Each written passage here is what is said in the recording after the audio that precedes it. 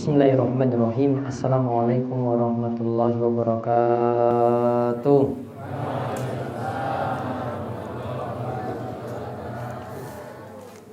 Innal hamdalillah nahmaduhu wa nasta'inuhu wa nastaghfiruh wa na'udzu billahi min shururi anfusina wa min sayyiati a'malina. May yahdihillahu fala mudilla lahu wa may yudlilhu fala hadiyalah. Wa asyhadu an la ilaha illallah wahdahu la syarikalah wa asyhadu anna Muhammadan abduhu wa rasuluh. Allahumma shalli ala nabiyyina Muhammad wa ala alihi wa man tabi'ahum bi ihsan ila yaumiddin. Allahumma anfa'na bima 'allamtana wa 'allimna ma yanfa'una wa zidna ilma. Alhamdulillah, Bapak-bapak, ibu-ibu, para jamaah yang mugi-mugi senantiasa dirahmati dan diberkahi oleh Allah Subhanahu wa taala. Kita bersyukur pada Allah atas nikmat dan karunia yang telah Allah anugerahkan kepada kita sekalian, sehingga pada kesempatan malam hari ini kita masih diberikan kesehatan, masih diberikan umur panjang, sehingga kita bisa duduk dalam majelis yang mulia untuk kembali mempelajari ajaran-ajaran penting dalam agama kita. Mugi-mugi dengan bertambahnya ilmu semakin menambah iman kita, semakin membuat kita dekat dengan Allah Subhanahu wa taala. Semakin dekat dengan Allah, mugi-mugi Allah bukakan berbagai macam bentuk kemudahan kepada kita sekalian, karena Allah katakan wa may yattaqillaha yaj'al lahu makhraja. Siapa saja yang bertakwa pada Allah, takwa itu artinya menjalankan perintah dan menjauhi larangan Allah, maka Allah akan memberikan dia jalan keluar dari kesulitan-kesulitan yang dia hadapi. Mugi-mugi dengan bertambah iman dan takwa kita semakin dipermudah dalam urusan-urusan dunia dan akhirat kita sekalian. Allahumma amin. Salawat dan salam semoga tercurahkan pula kepada junjungan kita Nabi besar Nabi Agung Muhammad sallallahu alaihi wasallam, pada para sahabat, para tabi'in, para tabi'ut tabi'in, serta para ulama yang telah memberikan contoh-contoh yang baik kepada kita sekalian. Kesempatan malam hari ini kita akan membahas tentang masalah sholat berjamaah. Sholat berjamaah. Jamaah itu artinya kumpulan orang. Artinya sholat berjamaah di sini kita dituntut untuk melakukan dengan banyak orang. Semakin banyak jamaah yang ikut berjamaah maka pahalanya makin besar. Adapun keutamaan-keutamaannya, di antara faedah sholat berjamaah. Di antara faedah sholat berjamaah, yang pertama, sholat berjamaah kalau dilakukan tanda umat Islam itu bersatu. Kalau kita lakukan sholat berjamaah itu tanda umat Islam itu bersatu. Di sini tidak pandang wong sugih, wong miskin. Tidak pandang jabatan, ada yang pegawai, ada yang petani. Di sini tidak pandang juga suku. Di sini juga tidak pandang warna kulit, ono sing ireng, ono sing putih. Tidak pandang warna kulit. Juga tidak pandang di sini ada orang yang mungkin sangat-sangat soleh dengan ada orang yang mungkin kurang soleh. Di sini tidak pandang. Pokoknya semuanya diperintahkan untuk bersatu dalam sholat berjamaah. Maka faedah yang pertama dari sholat berjamaah, kita diperintahkan untuk bersatu. Ini untuk setiap sholat 5 waktu semuanya bersatu. Baik sholat subuh, sholat zuhur, ngasar, maghrib, isya, semuanya diperintahkan untuk bersatu. Kemudian faedah yang kedua dari sholat berjamaah, jika bapak-bapak dan ibu-ibu itu rajin ke masjid sholat berjamaah, orang yang pintar bisa mengajarkan kepada orang yang bodoh, orang yang tidak tahu. Ada yang belum paham sholat, akhirnya jadi paham ketika datang ke masjid, belajar dari orang yang sudah paham. Contoh, di dalam sholat kita punya gerakan-gerakan. Ya, kita punya gerakan-gerakan, ada bacaan. Di antara bacaan sing wajib, bacaan Al-Fatihah. Surat Al-Fatihah niku wajib. Namun menurut sebagian ulama, kalau kita jadi jamaah surat Al-Fatihah saking imam, itu cukup kita dengar.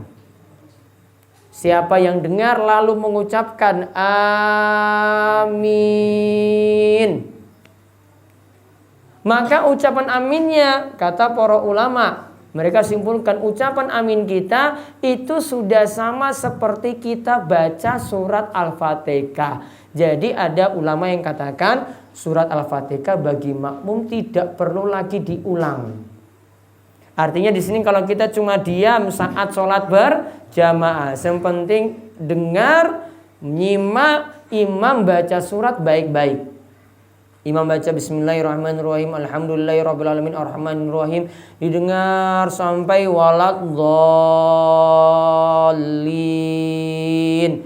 Terus baca amin. Baca aminnya sudah dianggap sama seperti baca surat Al-Fatihah. Atau para ulama buat pernyataan bacaan imam, yaitu bacaan surat saking imam sudah jadi bacaan bagi makmum. Berarti orang yang tidak paham, kalau nggak bisa baca Al-Fatihah sekalipun, datang ke masjid awalnya cuma dengar, imam mau Al-Fatihah terus. Akhirnya yang belum bisa baca Al-Fatihah karena sering dengar saking imam, akhirnya bisa baca Al-Fatihah. Dia tidak perlu baca lagi. Dengar terus, ulang terus setiap hari 5 kali, ulang lagi sampai 10 hari, 50 sholat dia ulang, insya Allah bisa hafal surat Al-Fatihah. Dan tentang amin tadi, di antara keutamaannya, ya, siapa yang sholat lantas dia mengucapkan amin, setelah imam itu baca Al-Fatihah, dan itu bersesuaian, berbarengan dengan aminnya para malaikat.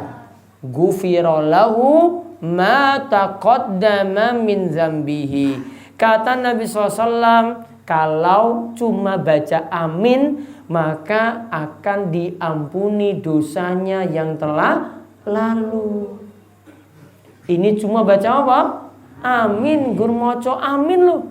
Cuma baca amin saja, bersesuaian, berbarengan dengan amin yang diucapkan oleh malaikat. Maka kata Nabi, ghufira lahu ma taqaddama min dzambihi, akan diampuni dosa-dosanya yang telah lalu.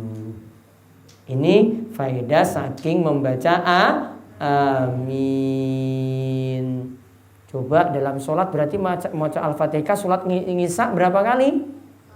4. Berarti sudah 4 kali ampunan dosa. Ya, sudah 4 kali ampunan dosa. Nanti diulang lagi untuk sholat subuh 2 kali lagi ampunan dosa. Itu baru maca Al-Fatihah. Nah, lalu yang ketiga, faedah sholat berjamaah. Kalau tadi yang pertama kita diajak untuk bersatu, yang kedua mau? Ya, orang yang pintar mengajarkan orang yang bodoh. Yang ketiga, akan menimbulkan kasih sayang dan tolong menolong dalam sholat berjamaah. Karena kan orang yang sholat berjamaah rajin ke masjid, besok datang lagi, orang-orang kan perhatikan dia. Wah, bapak ini selalu rajin ke masjid. Walau sudah sepuh, rajin ke masjid. Kok tiba-tiba seminggu orang mangkat? Kok seminggu nggak muncul di masjid? Pasti nanti ada yang bertanya-tanya, wah simbah niku napa ya? Apa sakit? Ketika sudah ngerti sakit, akhirnya jadi tahu, oh dia tidak datang sholat jamaah karena sakit. Akhirnya ditele. Ini cuma ada kalau orang itu berjamaah, karena seringnya bertemu. Itulah hikmahnya sholat berjamaah, timbul saling tolong menolong, timbul rasa kasih sayang. Dia tahu, oh ini ternyata nggak datang masjid, ditele, didoakan, mudah-mudahan cepat sembuh dan seterusnya. Kalau butuh bantuan dia dibantu. Kalau butuh bantuan ketika itu akan dibantu. Ini mengajarkan juga hidup masyarakat yang baik. Jadi kita tidak mesti kumpul pada waktu-waktu tertentu. Sholat jamaah itu sudah berulang tiap hari 5 kali. Itu sudah mengajarkan kita untuk saling tolong menolong satu dan yang lainnya. Oke? Jadi ini faedah sholat berjamaah. Di samping itu juga nanti menunjukkan syiar Islam yang paling besar. Karena kalau orang itu makin terlihat berjamaah di masjid subuh, ada lagi maghrib, ngisaknya itu kelihatan rame, itu syiar Islam itu nampak. Orang-orang akan bangga ketika jadi umat Islam, jadi senang. Orang lain pun di luar Islam juga, wah melihat umat Islam itu begitu besar karena mereka bersatu dalam sholat berjamaah. Ini diantara hikmahnya. Nah sekarang sedikit penjelasan. Nanti berikutnya lagi kita bahas masih banyak tentang masalah sholat jamaah. Sekarang dalam sholat berjamaah kita tadi menyusun soft. Ya, kita nanti membuat soft dalam sholat berjamaah. Nanti saya minta nanti ada bapak-bapak yang praktekkan buat softnya.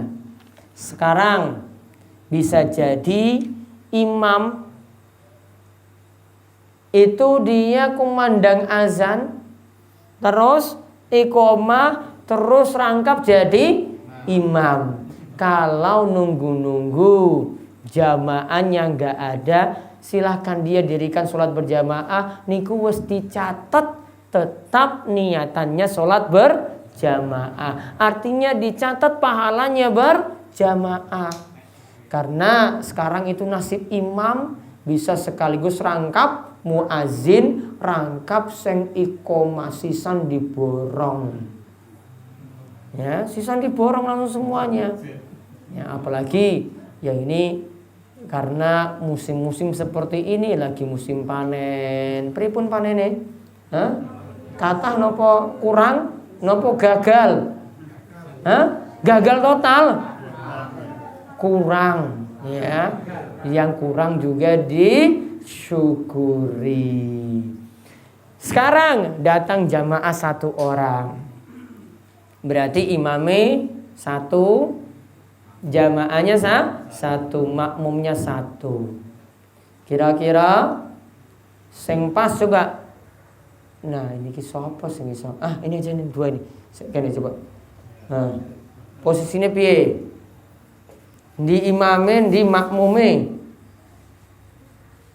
Di imam yang jenggotan. Baik. Niki imam, sing makmum ini. Lihat sejajar.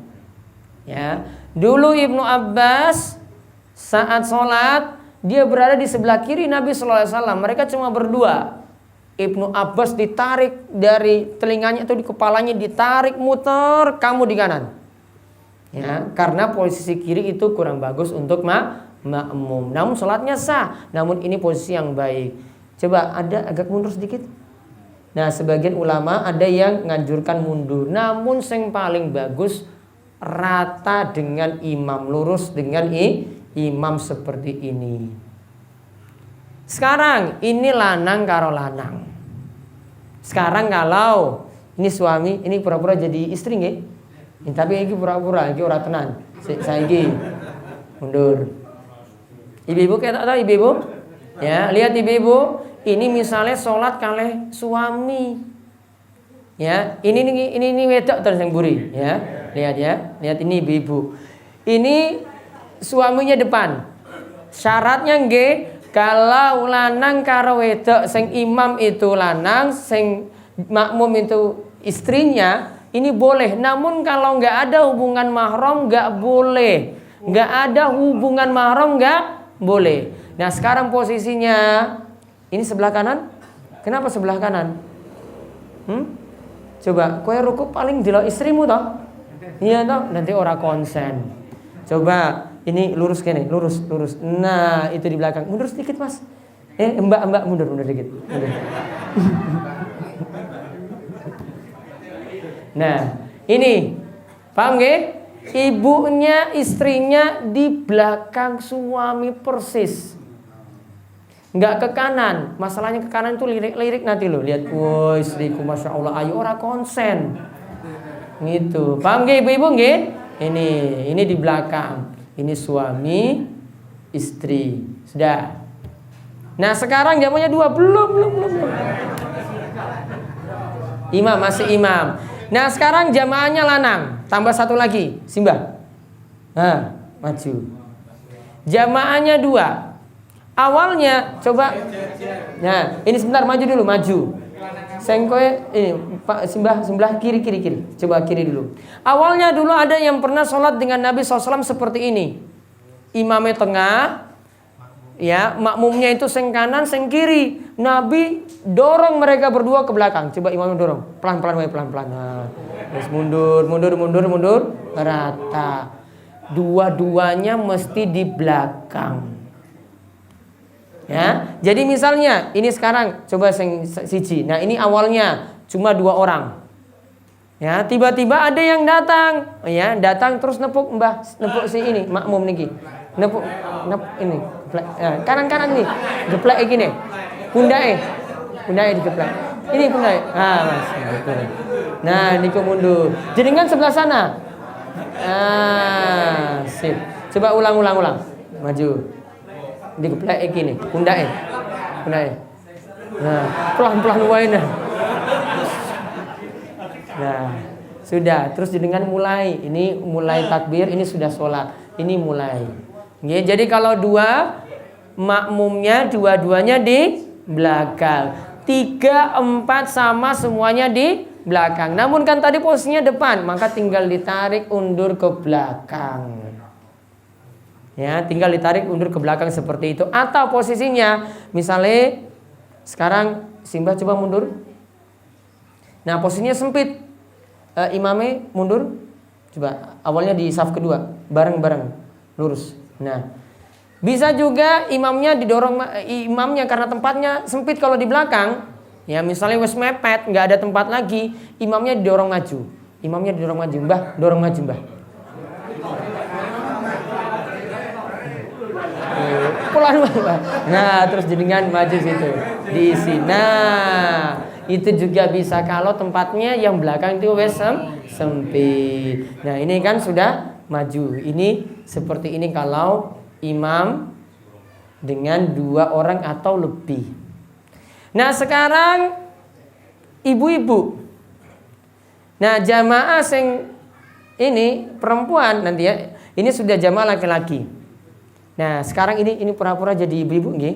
Coba mundur lagi, mundur. Nah, kalau ibu-ibu itu cuma ada jamaah ibu-ibu saja, nggak ada yang lanang, masih sah. Perempuannya banyak, walaupun tidak ada hubungan suami istri nggak masalah karena perempuannya sudah banyak. Nah, perempuan berada di belakang imam. Semuanya mundur coba pas garis nih kok. Nggih. Nah, semuanya berada di belakang imam, bukan kanan, bukan kiri, pokoknya di belakang. Semuanya di belakang. Termasuk juga kalau perempuannya cuma 1, makmumnya maju sini, sing lanang 1. Nah, sing ibu putri itu cuma 1, dia tetap di belakang situ walaupun sendiri. Tetap di belakang sendiri. Atau nanti ada jamaah laki-laki banyak, ibunya juga tetap. Ya, ada seorang wanita datang di belakang sendiri, walaupun cuma sendirian tetap sah. Nah, nanti jamaah perempuan di belakang, jamaah perempuan paling belakang, jamaah laki-laki plus di belakang imam. Namun kalau urutannya, kalau kita bentuk jamaah Urutannya di belakang imam orang-orang dewasa, laki-laki dewasa dulu. Di belakangnya anak-anak. Baru paling belakang nanti ibu ya. Nanti tengah-tengahnya atau di depan ibu-ibu itu ada anak perempuan boleh. Jadi bentuk jamaah seperti itu. Ya, monggo duduk. Nggih. Itu untuk membentuk jamaah. Ingat, Islam sudah mengatur tata cara shaf. Dan nanti bentuk shafnya, maaf berdua, berdiri lagi. Tolong ini aturan berjamaah dibuat rapat. Artinya kaki ketemu kaki, pundak ketemu pundak. Ada orang yang terlalu pelit untuk suruh rapat, malah geser di sini dia. Nah, sini disuruh rapat malah minggir lagi, rapat lagi ngene meneh. Ya, nggak paham. Padahal kita dituntut untuk rapat. Yang belum rapat nanti dirapatkan. Sama juga ibu-ibu seperti itu. Sholat dituntut rapat. Karena kalau nggak rapat, setan yang nanti akan isi tempat yang kosong. Contoh, niki. Nah, niki wes kosong toh. Nah, ini akan diisi oleh setan.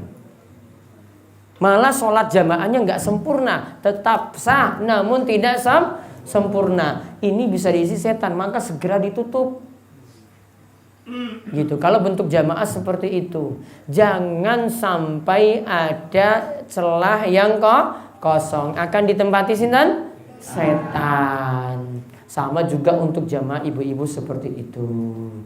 Nih, monggo duduk. Nah, untuk sholat berjamaah aturannya diantaranya seperti tadi. Adapun sopo sing jadi imam, insya Allah kita akan bahas pada pertemuan berikutnya, selapan berikutnya. Nggih, monggo. Ini ada doa sebelum saya buka tanya jawab. Coba dibuka dulu doa.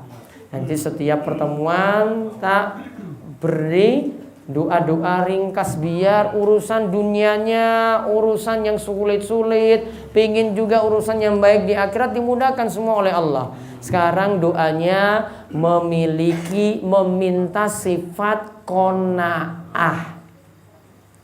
Qanaah itu artinya apa? Selalu merasa cukup. Pas esok maame tiwul sudah cukup, alhamdulillah. Dapat cuma tiwul kali tempe, ya alhamdulillah. Itu namanya qanaah. Ada yang punya motor bagus, kita cuma dapat motor butut, alhamdulillah. Itu namanya qanaah. Ada yang punya, ya sama-sama punya utang. Ada yang punya utang okeh, ada yang punya utang sedikit.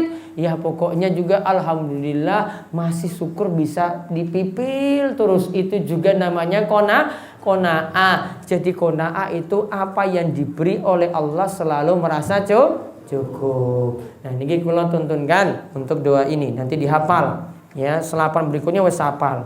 Ya, nanti bapak-bapak yang nanti besok di pesantren lagi niki wes dihafal. Ya, pas proyek iki digowo terus dimaca Allahumma ini dan seterusnya. Nggih, kula tuntun Allahumma inni Allahumma inni Allahumma inni as'alukal huda As'alukal huda As'alukal huda Wattuqa Wattuqa Wattuqa wal afaf wal afaf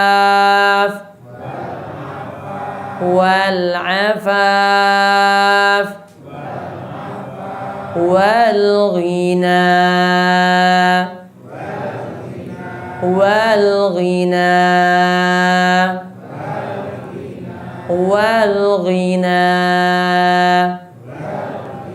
Allahumma inni as'alukal huda wat tuqa wal afaf wal ghina. Allahumma inni as'alukal huda wat tuqa wal afaf wal ghina. Ayo coba mau sarangan. Allahumma inni as'alukal huda wat tuqa wal afaf wal ghina. Boleh nih? Allahumma inni as'alukal huda wat tuqa wal afaf wal ghina. Sepisan malai. Allahumma inni as'alukal huda wat tuqa wal afaf wal ghina. Taib, artinya ya Allah, aku minta padamu petunjuk, yaitu petunjuk dalam ilmu lan amal. Ya Allah, aku minta padamu ketakwaan supaya bisa menjalankan perintah, menjauhi larangan. Ya Allah, aku minta kepadamu sifat afaf supaya menjauhi yang haram, seperti selingkuh, mabuk, minum, seperti mencuri, perbuatan yang haram yang begitu banyak. Ya Allah, aku minta padamu sifat ghina, yaitu qanaah, hati yang selalu merasa cukup ketika mendapatkan nikmat dari Allah. Niku dihafal nggih, biar Allah beri ilmu, petunjuk, biar Allah beri ketakwaan, rajin ibadah, biar Allah beri sifat afaf, jauh yang haram, biar Allah memberi sifat ghina, qanaah, selalu merasa cukup. Baik, niki sampun. Mungkin manfaat, dan insyaallah pada pertemuan berikutnya lagi kita masih membahas seputar sholat berjamaah.